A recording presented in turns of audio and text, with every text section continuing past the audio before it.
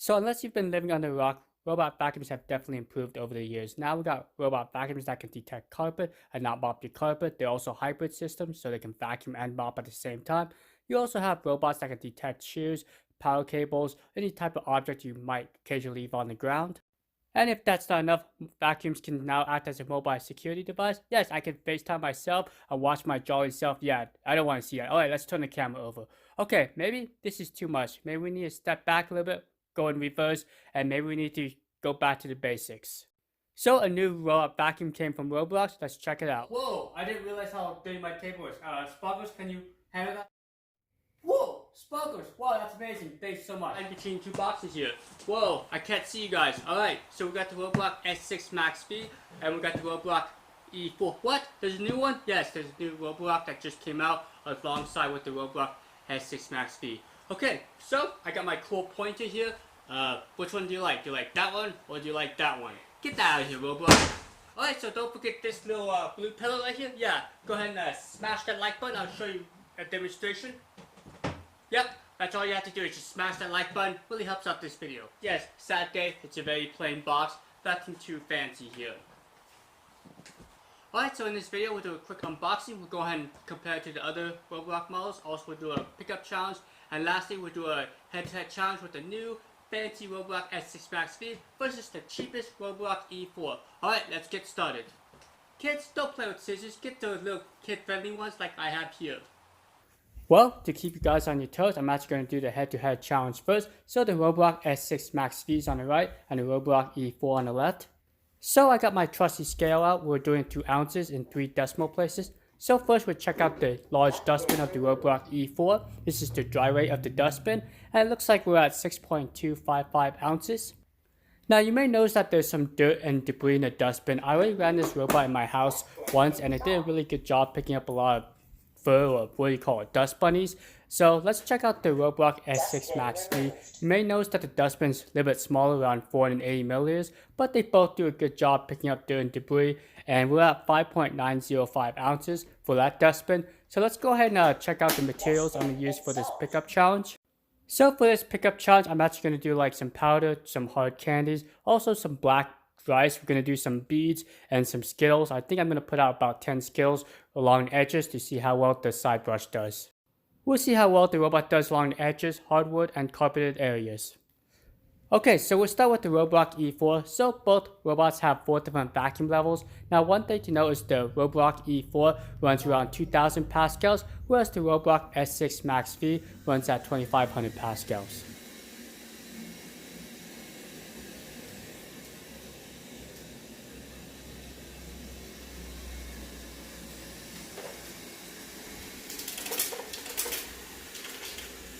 Roborock's new budget-friendly robot, the E4, has a couple things. It has a larger dustbin, around 640 milliliters. Also has 10% more efficient navigation over the E1 and E2 series. So you may notice that this robot doesn't have a Lidar-based sensor, so there's no hump on the top of the robot. It actually uses gyros, encoders, accelerometers to help position itself throughout the floor plan. Also can estimate where it's been and where it needs to clean. So it does have that recharge and resume capability. Okay, let's see how well the Roborock E4's side brush does. This is the upgraded silicone side brush that's found on the more expensive models. Now I put down 10 Skittles and we'll see if it can pick up 10 Skittles. And it looks like it was able to do 100% on this challenge.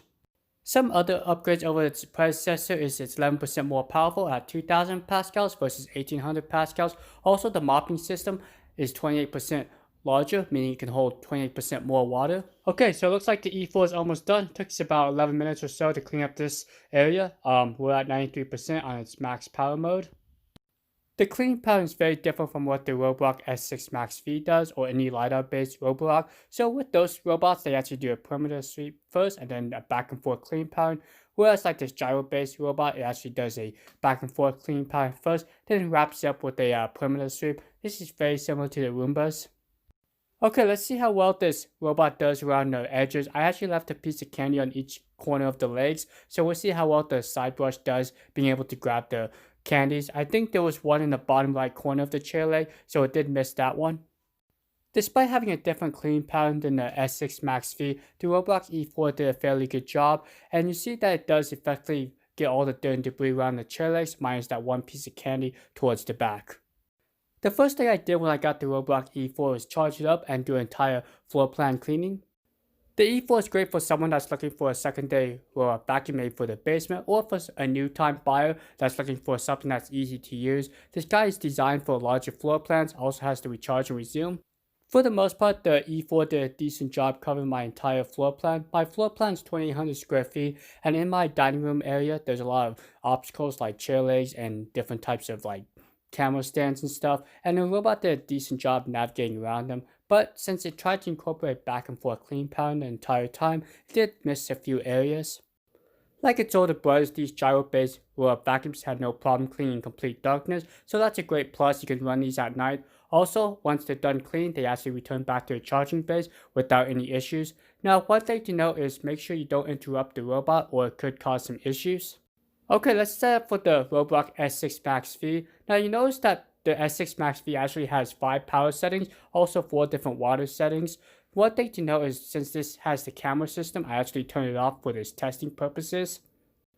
And with Lidar based navigations, you can set up your own virtual boundaries, so you don't have to do physical boundaries like with the Roborock E4. Now, if you're looking for all those app features like the keep out zones, area select, maybe room select, then you do have to choose like an S series like the S4, S5, S5 Max, S6. Roborock does offer a lot of different models for both the lower end price points and the higher end price points. Now, with the new S6 MaxV, we'll go ahead and check out the side brush cleaning performance. It should be very similar to the E4. One thing to note is it does have a dedicated wall sensor. Both robots have the speed sensitive side brush, so in open areas it slows down to avoid scatter of debris, and along the edges it speeds up to help kick the debris away from your baseboards.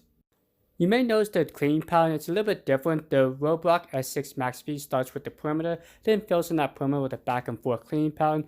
Also, if it interacts with a obstacle, or try to clean around that obstacle and then continue on with the back and forth clean pattern. So one main benefit over a Lidar based system over a gyro based system is that they can physically be moved in a different location of the floor plan. What this means is, let's say you have to stop the robot maybe for a tangle, or if you have to empty out the dustbin midway, the robot will be able to resume its job once you put it back on the ground. Now with gyro based systems, you have to kind of let them go. If you stop them or if you move them, they may not know where they're at. Now with Lidar based systems, if you shut the door and the robot thinks the door is shut and you're trying to get to that room, it may not try to go to that room. You actually have to do a quick cleaning job to tell the robot that the door is now open. Now with gyro based systems, that's not an issue because it will create a new map each time. Now, unfortunately, the Roborock E4 doesn't offer a live mapping or being able to see where exactly the robot's cleaning at. I have seen other gyro-based robots offer this feature, but the E4 doesn't have this.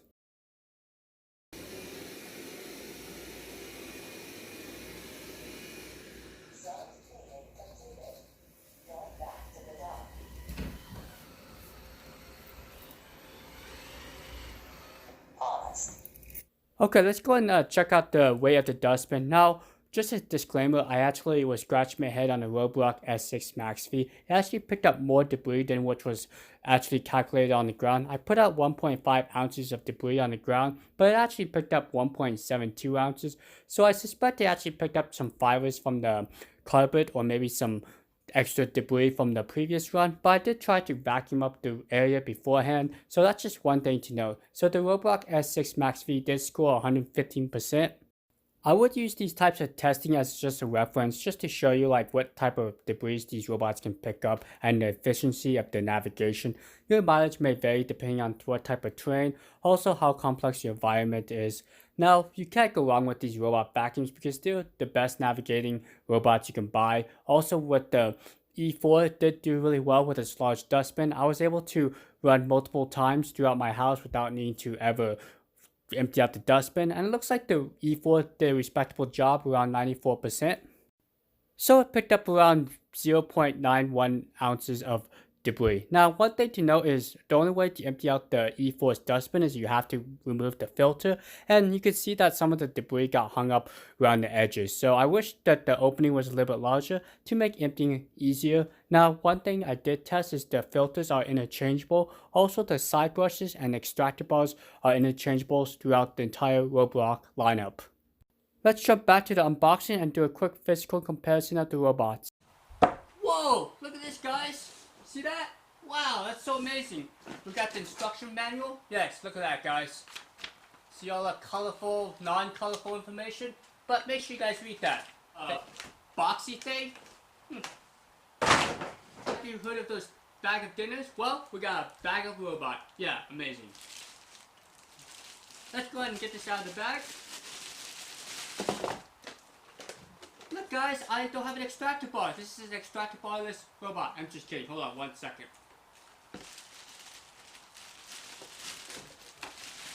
Get that out of there. Hey, so here's the old style extractor bar. You may notice that the ends are gray, so you can tell if it's an old style or new style. One thing to notice, these end caps do not remove, so it does make it a little bit harder to remove the hair around the ends there. Here's my favorite part. Whoa, that was a cool sound. Whoa. There you go, guys. Quick spin around here. There's underneath the robot. And you notice this fancy little thing right there? Yes, that's the optical flow sensor. So this robot actually can tell if it's moving or not. Very cool little feature. Okay, let's open up the flappy lid. Woo. There you go, there's the dustbin. Wow, look how large this dustbin is. 640 milliliters. Wow, I could probably clean a whole month without having to empty out this thing. This thing is so huge. Boxing? Yep. I just threw my robot. Sorry. I do like the fact that it comes with a cable wrap so it can do a nice clean setup. Look at the charger. Very clean setup. It's very similar to the Roborock S6 MaxV's charger. But one thing to know is this guy does support the 100 to 240 volts. So just make sure you get the $5 prong adapter for your country. Plus, unfortunately, I don't get any additional side brushes or filters. So that's kind of unfortunate. Alright, let's keep on going. Is everything that's included with the Roborock E4. You got the charging dock, you got the instruction manuals, power cable, and the robot. Very sparse, but keep in mind that this guy is less than $300. I believe it's like $269. Okay. Whoa, look, I have a random carrot.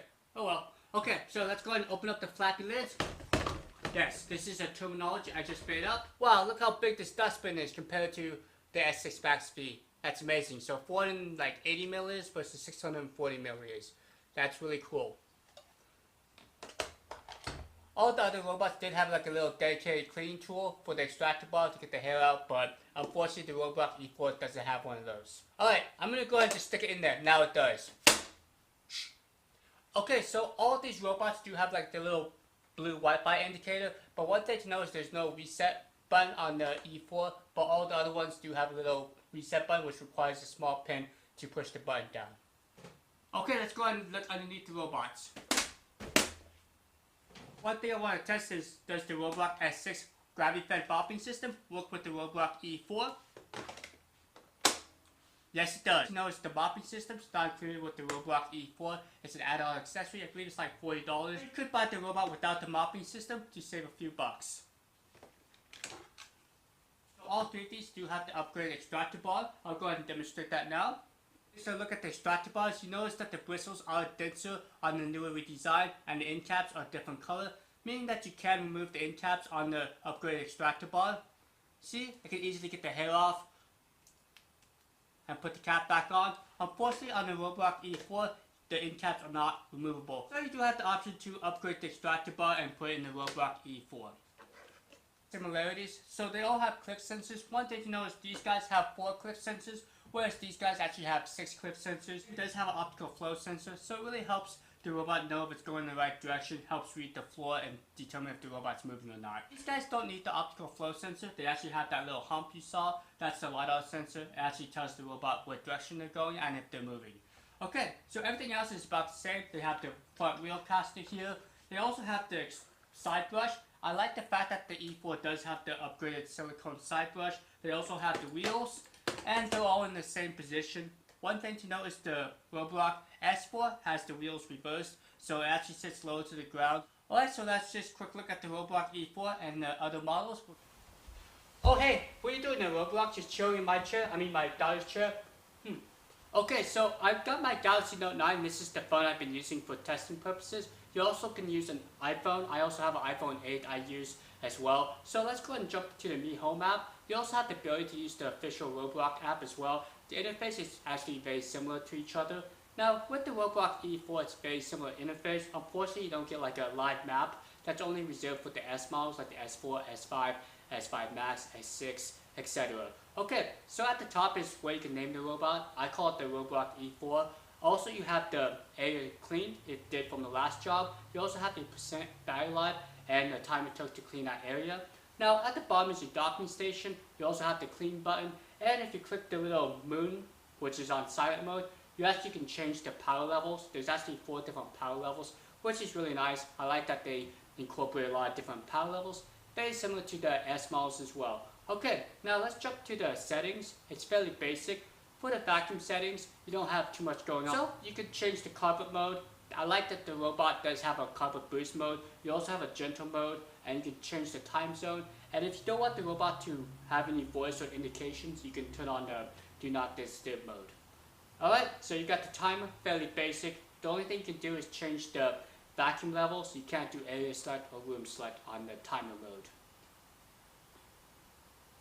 Now, we also have a remote control. One thing to note is the remote control function only works on Wi-Fi at 2.4 GHz. Does not support the 5 GHz, and you have either the button control or the virtual joystick.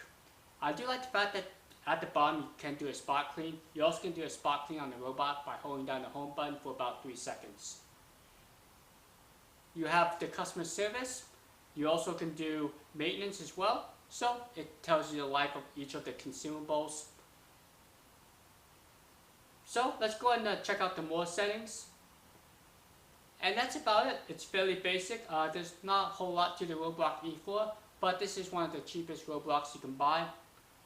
Okay, so that's just my initial impression with the Roborock E4. If you have any questions, feel free to comment down below. I'll go ahead and answer them for you. Also, have a great rest of your day, and see you guys next time.